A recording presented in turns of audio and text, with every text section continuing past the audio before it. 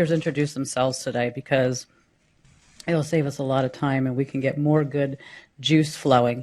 But I would like to introduce you Katie Golden, and we are going to be putting some handouts on the tables, and Katie will be instructing us about when she would like for us to use them. So without further ado, here is the famous Katie Golden. Thank you, Mama Shirley. Why doesn't it, if you want to, let's stand up real quick, because I know it's hard it can be very difficult to sit and for long periods of time. So, I mean, my water is totally, sorry, I'm like, wait, my water's gonna fall. Here we go. Okay. So I'm not gonna lead you in a stretch, but like I need to stretch, and on an airplane yesterday. So, you know, whatever feels good to you, shake it out, and we'll get going. So I'll introduce myself, and you can still stand, or we can, you know, sit, whatever. But so my name is Katie Golden. I'm a professional patient, is what I call myself. And actually, if you're a patient, you're a professional as well. You just may not know it yet. Actually, from some of the questions that were asked of Dr. Levin, everybody in this room, it seems, you know your stuff. And so I'm an advocate and a writer as well. So I wanted to do a roll call real quick. Raise your hand if you are episodic. And so episodic migraine is technically having less than 15 headache days a month. So how many people are chronic? How many people are chronic 24/7 and have not had a break in years? How many of these people have ever met another person that gets that? You all know each other. But that's me too, and all of it sucks. Anybody here who has cluster headache?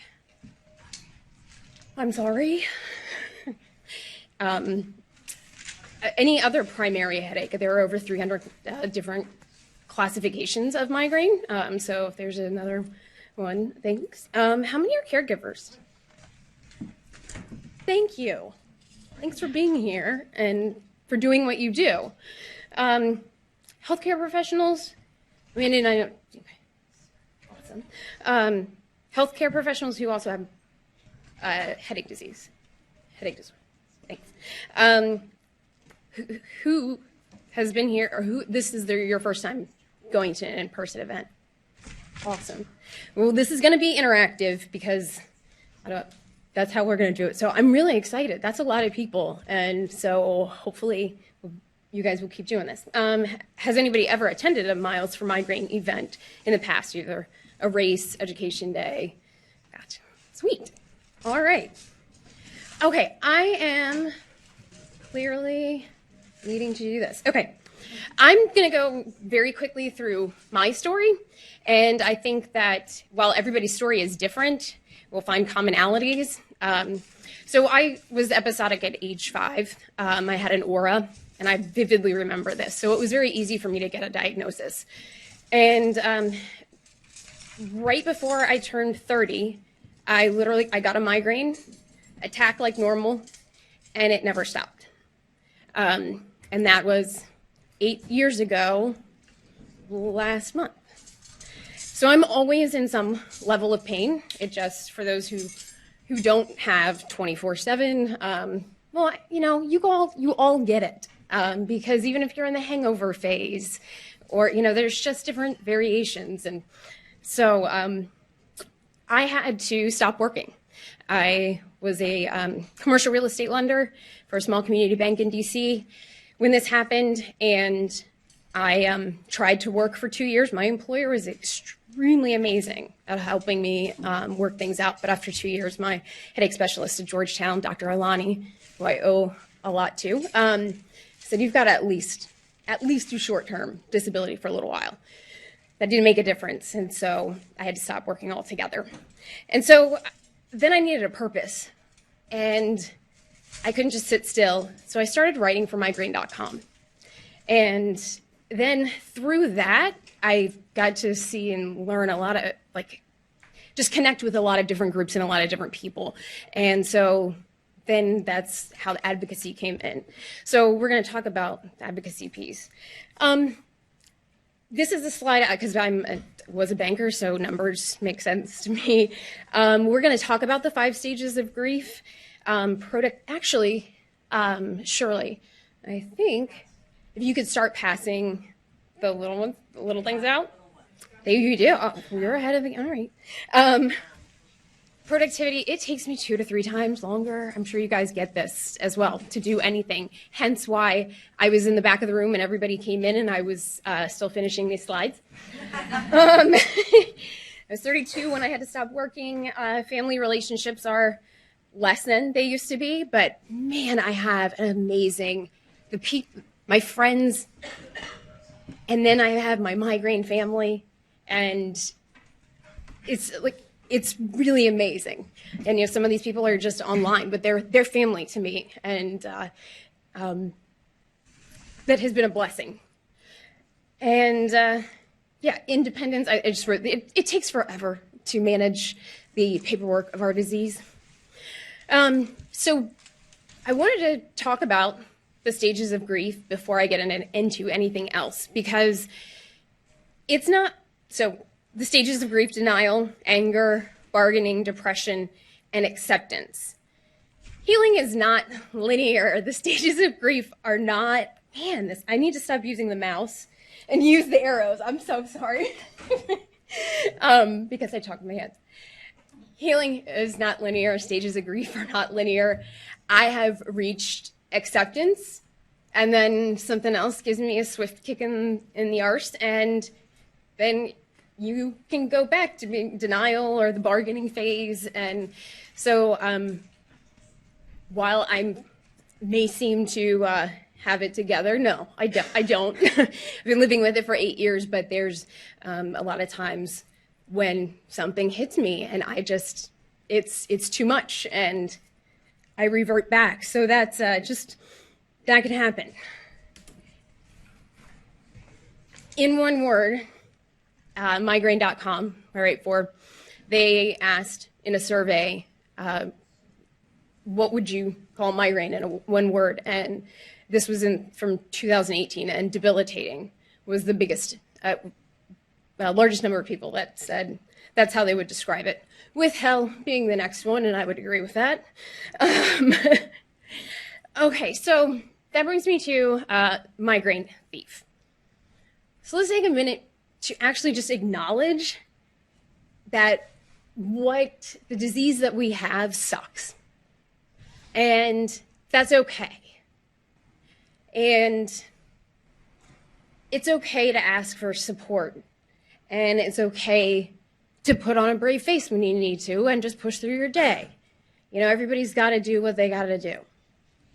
But let's also acknowledge that migraine cluster, it has taken something from us. So on the cards that were handed out, if you want to, write down your name, or you don't have to, and what has, I call it the migraine thief, taken from you. So up here is Shirley's daughter, Sydney. We did this exercise at an event last year. Sydney said that migraine has stolen my teenage years and high school experience. My good friend Jill Zellin said migraine's stolen my livelihood and time with family. And also good friend Jamie Sanders, you might know as the migraine diva, she says migraine has stolen the dream of being the mother I always wanted to be, healthy, able-bodied, and pain-free.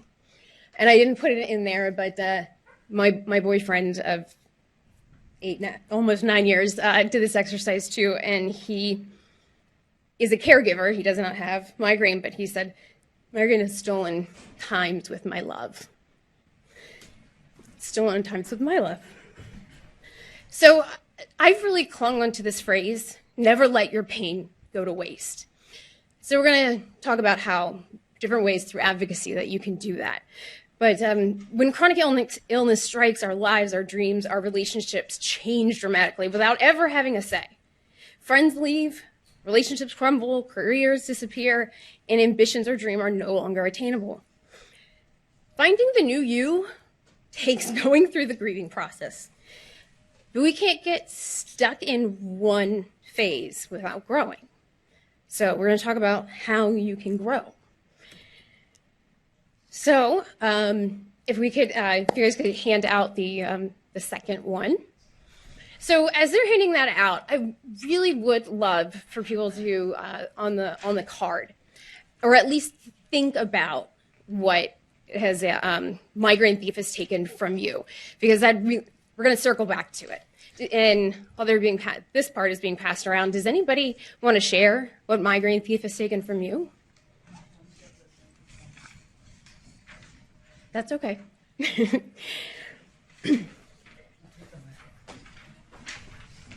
case somebody changes her. Okay. Okay. Yeah. I can say that because of having chronic daily migraines, I was always in the prodromal stage where I couldn't, I mean, even now, speak properly. Mm-hmm. And I was made fun of a lot. Like, what are you saying anyway? Are you gorked on your medication? And, It's your aphasia. Right, not trusted. I mean, I was a social worker, and my colleagues wouldn't trust me because, and other people too. Yeah. Because I couldn't get my words out. I had aphasia. Yeah. And I was just stumbling around for most of the morning. And you know what? I've been talking a little bit slow, and I know that I'm trying to make up time. But I have the same problem, and it's very frustrating. Right. You're a smart person. Yes. But people, make fun of you and don't trust you. Yeah. And, that's the thing that has hurt me the most in life. Thank you for sharing that. I appreciate it. Anybody else want to share something? Yes.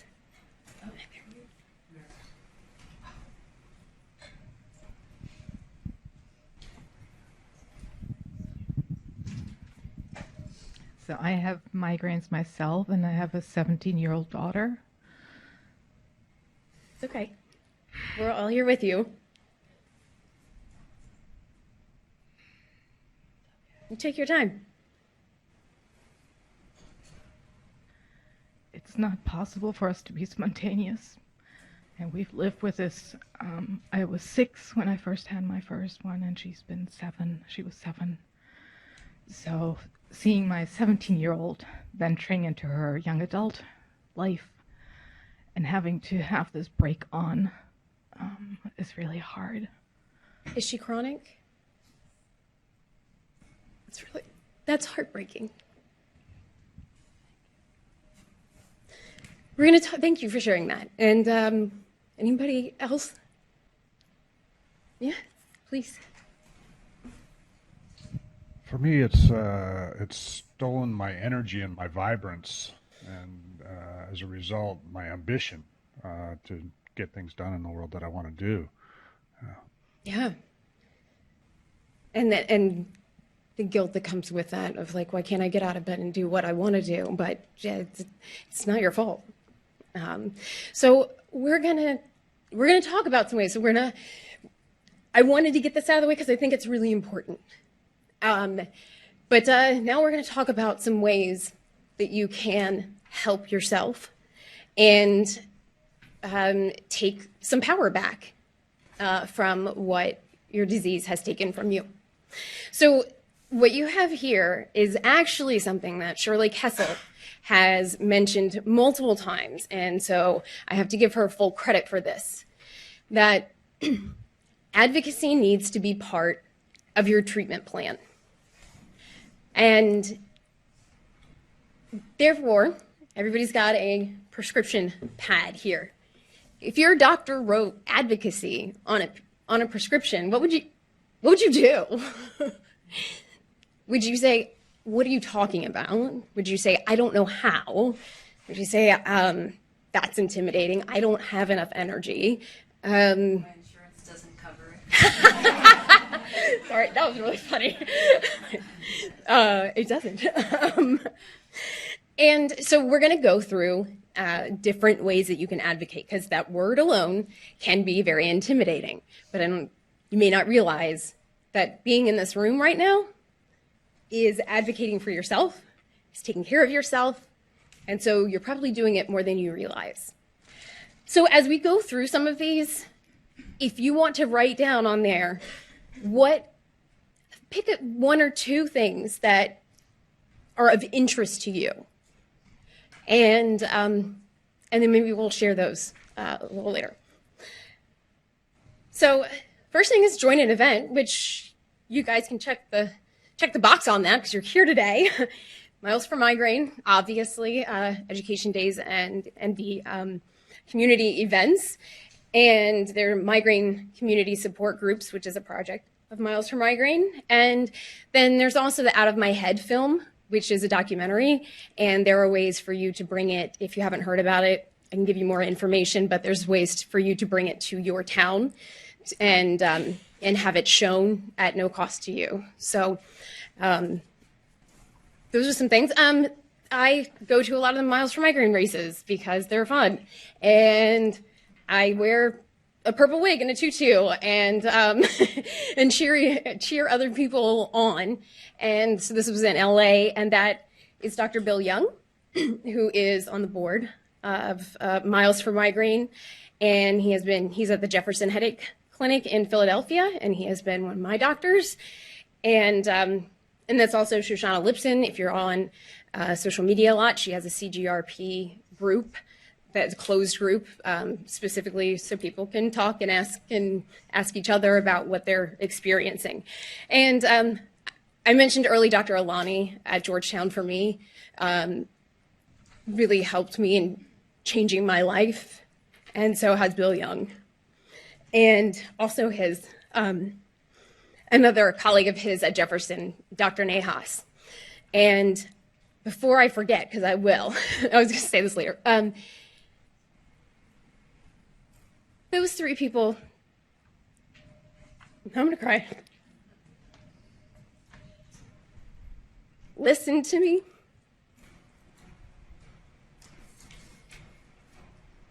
didn't give me any false hope. They gave me options. They didn't give up. I will never forget the day that Dr. Alani said I was chronic, and I was like, I don't know what you're talking. I didn't know that was a thing. Didn't know that could happen. And then when she got to the end of what she could do for me, she said, you know what, let's send you to Jefferson, and we're gonna where she had trained, and that was the best thing she could have done for me. And Jefferson has been a godsend. And so what's also amazing is that while none of those doctors actually wrote on a prescription pad advocacy,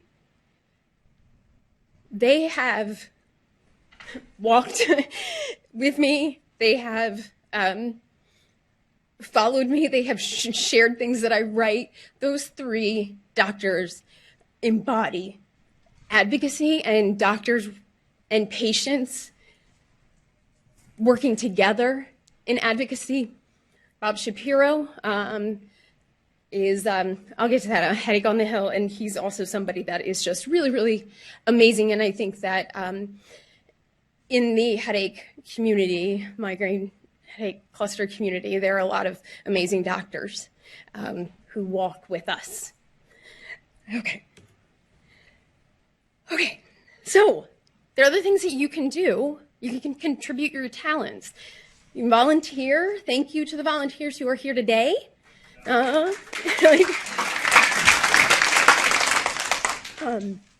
You can moderate a group online. There are a few Facebook groups that are asking for moderators. So when other people ask some questions, they'll they'll try at least to provide support or maybe provide some information about what those people are discussing. So that's something that I did early on, and man, I learned a lot, and also gained some really amazing connections that way too. But even if you don't want to moderate online, just being in an online group to feel supported and to support others, and just saying, I hear what you're saying, that is a way that you're advocating. You're making them feel like somebody cares and somebody listens to them. I also wrote just graphic design. I was trying to think of things that you don't have to do in person. And this is Jeanette Rotundi. And so she's actually, I didn't even realize this when I put it up here. She's a volunteer. She moderates online and she does some graphic design work. So Jeanette is a good friend of mine. And when she's down, it's okay. And other people can pick up what she's doing, but everybody gets to pick and choose and how much time you want to give or devote. And there are a lot of organizations that I'll show soon that need people to do some stuff that for 5 hours a week, 10 hours a week, and are willing to pay you. So there is a way to find some things to use your talents and to feel productive. You can share your story. So the National Headache Foundation, Migraine.com, the Invisible Project, they all have ways on their websites for you to share your story. The Invisible Project is a magazine that the U.S. Pain Foundation puts out every year, and I've been lucky to have written many stories in here, and I love telling other people's stories. And so there are copies of this magazine on the table in the back on the other side. So you can not only, that's actually another way to advocate. If you don't want to tell your story, tell somebody else's. Take 3, 5. If you want a box of these, tell me and I'll send them to you. If you want to give them to your doctor, to put them in the doctor's office for other people to take, that's the way to advocate. You could write an op-ed if you want, for a newspaper about something that you feel very passionately about, and if anybody's interested in that, I've got some resources. And then advocating, if you just go tell one person what you did today, somebody that doesn't really get it, somebody in your life that maybe just doesn't quite understand, and tell them what you got out of it or what you didn't. You're like, no, those people are a bunch of crazies. But talk about it. That helps everybody. That helps the whole thing to just keep going because it's not talked about a lot. Okay, so go to the next one, the social media. I'll get the migraine pose. Even just sharing or retweeting something, because I'm sure everybody that follows you or you follow or whatever, not everybody has your disease. And so you're spreading awareness by even just sharing somebody else's social media post. Again, you can be part of an online support group. And then in June is National Migraine and Headache Awareness Month. And so there are a lot of different online things. And actually, sorry, I'm just like, I just lost my train of thought.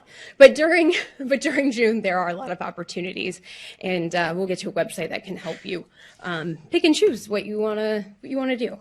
Oh, the migraine pose. I don't know if everybody heard about this last in June. Elle magazine had put out an article that said, I don't know, all the pretty people are using #migraine pose, just like as if when you're on Instagram and you like do the duck face, or you're like planking, or like whatever like weird thing.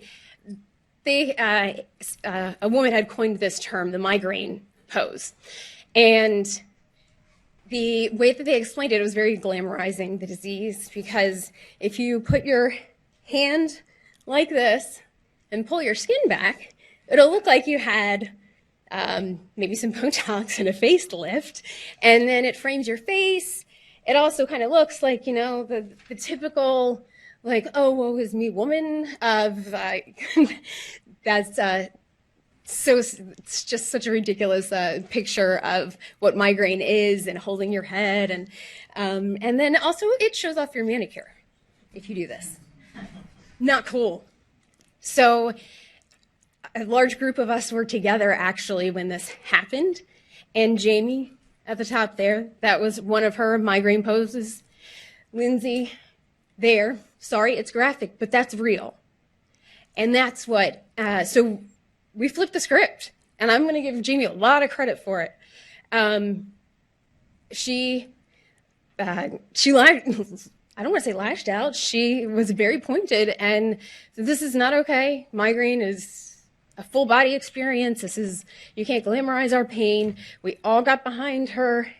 People who were there within 12 hours, they had changed the topic or the title to hashtag headache pose, thinking that was better.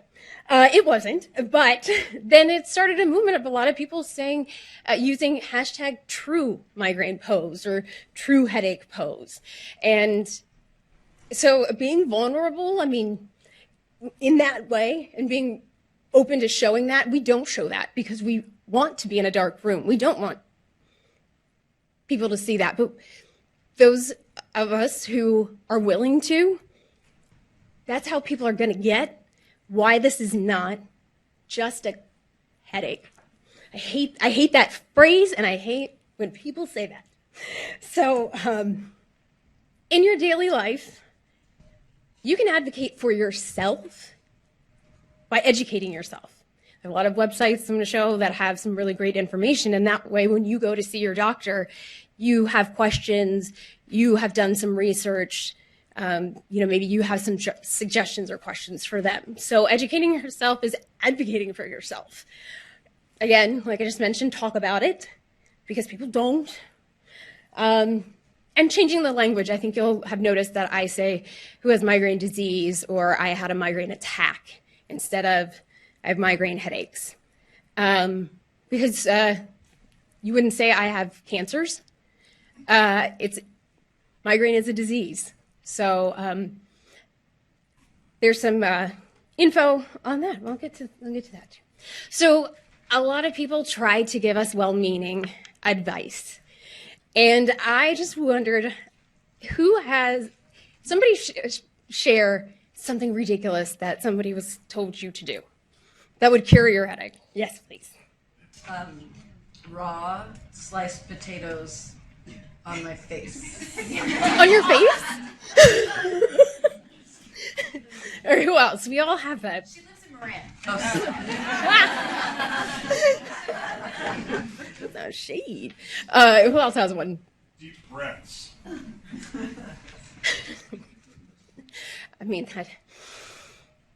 No, that's not going to cure it. You know why? Because there isn't a cure. Who else has another one? Deep breath. Have you tried hydrating? Yeah. I'm sure everybody gets, oh, my cousin, oh, my this and that, like whatever, and fine, yeah. I've seen a t-shirt on Pinterest that says, yes, I've tried that. Because everybody wants to tell you something. Right, but if you said, I have some type of cancer, what are they going to tell you? What are they going to say to you? Nothing. They're going to say, or if you have a kidney disease, or if you have COPD, what are they going to tell you? They're not going to give you advice that that you should drink a kale smoothie. So sometimes I have to pick and choose my battles when I hear those things, when people think that they're trying to be helpful. And so sometimes I just have to let it go. I'm like, thank you, and just walk away. But other times you can tell that people are receptive. If I wanted to engage more and maybe explain why the stuff on my face or like tomatoes, potatoes on your face. Yeah, why that's not going to work, then sometimes that can be really difficult. And so these are a few things that you could use as responses. And I also want to make sure that everybody here understands these as well, and please ask questions. But migraine is a neurological disease that affects the entire body. Migraine exists on a spectrum. Obviously, I just asked everybody like what type of how they're chronic or episodic, what type of headache disease you have. So we all get it that, some people, everybody's different. Everybody is different. And the other thing is, like you're saying, breathing. You know why that's not going to work? Because there isn't a cure. It's a disease. And it's about managing that disease. And that was a paradigm shift in my thinking when I realized that. When I stopped looking for the cure and started realizing that I had power to manage it better, but it will always be there. For some people, you can have, if you just, some people say, oh, well, I just figured out I can't drink red wine and I've never had another attack ever again. That doesn't mean that they were cured. That means that they found something that is a trigger for them. Your body changes as you grow and get older. And so things change. You could, 10, 15 years later, that person could start getting migraine attacks again, and could be for a different reason or a different trigger. It's always there. And actually, that was a huge shift in my thinking too, when a doctor told me that. But I am very hopeful for a cure. So I mentioned Headache on the Hill. Who has been to Headache on the Hill? And actually, you can see my good friend Heidi right there. Heidi's wearing a very stylish hat. I like it. And so if you don't know about Headache on the Hill, and this is 12th year, advocates, you guys, when I say advocates, I mean anybody who has a disease. I think it was 160 people from across the U.S. came to D.C. There was a day of training, and then the next day, everybody went to their own senators and congressmen, women's offices to talk about migraine needing more research. But then every year, there's a specific thing that we ask them to do. I won't belabor it because I don't want to waste too much time, but that is what sparked me when I realized going into somebody's office and talking about my disease and they listened on the legislative level. That's when I really got excited. And you get a little bit of a high from doing that, but that's not for everybody. And it's 2 really long, grueling days. And honestly, it was just a few weeks ago, and I was in DC. And I missed all of it. It sucked. But I had to take care of myself. And actually, I was okay. I was okay with that. Whereas years before, I'd have been like, oh my God, I can't believe I came all this way. And now I'm letting other people down. Nope. I was like, I can't get out of bed. So, Headache on the Hill. The other picture, just very quickly, is of Miss Kessel in the background, and myself, Mary Franklin, the executive director of the National Headache Foundation, and then Lynn Kaufman. We, in June of last year, testified at ICER, the Institute for Economic... Raj, help me out. Thank you. Very, very briefly, they are an independent organization. It's not a federal organization that anytime a new drug comes on the market, they review the cost effectiveness of it, and they generate a report that insurance companies, they do a lot, but that insurance companies use when pricing or figuring out what they're going to cover if they're going to cover the new CGRP medications, at how much, what tier is it going to be on, what's your copay going to be on, all of that. And so we testified, and a lot of people in this room also wrote letters to ICER explaining why these new medications needed to be covered, how they were, whether they worked for them or not, that it was something that our community needed. And we were able, we, as in all of us here, wrote to ICER. We got 280 people to respond, and ICER said at the meeting, they're like, when we do this, we don't public comments, we get 3 or 5. We had 280. They paid attention. And that was really, it was the most frustrating day of my life, but it was very interesting. So, okay, I'm going to wrap up, and I want to tell you about CHAMP real quick, because it's near and dear to my heart. It's also a project under Miles for Migraine that was formed about 18 months ago. And we've been doing a lot of work. The ICER, they supported, so it's a coalition for headache and migraine patients. And actually, let me see if, so everything that I talked about today, no, I'm just trying to go to the website, you guys. All right,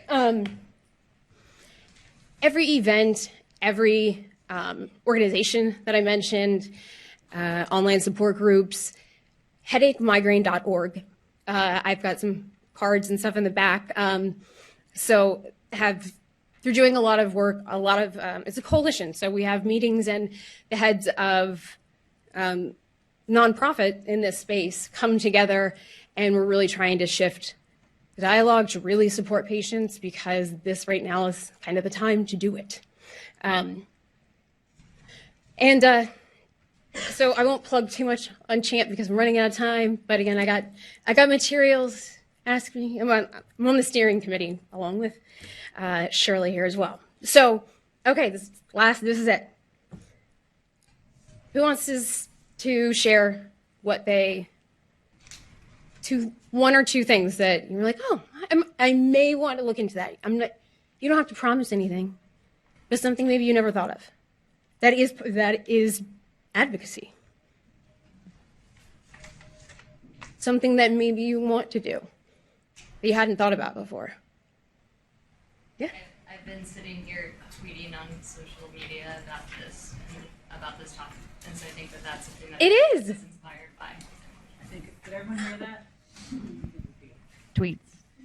I've been tweeting. It feels nice. That's awesome. Thank you. That is. Anybody else? Who wants to wear a tutu with me? This is next San Francisco race. We're going to Phoenix next weekend. So there'll be pictures of Shirley and I all over the place. So think about taking this to your doctor's office. Just leave behind. You don't have to talk about it. But, maybe spark a conversation with your doctor, because I think that once I realized that I could do something more than take medication or do complementary therapies and all this, so that I could actually have a voice over what is happening to me, I just really gained a lot of power. I felt power. So that's me. As in a nutshell. Yes, that is me, but I didn't mean that way. Your illness is invisible, and you are not. There was also a picture yesterday as I was traveling from LAX. I was wearing a button that said, I have an invisible illness. This one today I'm wearing, it says, I have chronic pain. I found this on Etsy, and I've never worn them in public before. Never had anybody say anything yesterday, but it felt really good, actually. I'm owning it, because I don't look. Right now I don't, but talk to me in an hour and I'm going to look like I do. So that's another way. But you are not invisible. And there are things that you can do. So I hope that sparked some thoughts and ideas. So thank you for listening, and I really appreciate your time.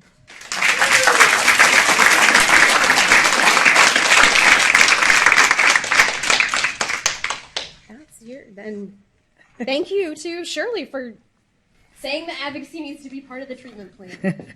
She lied.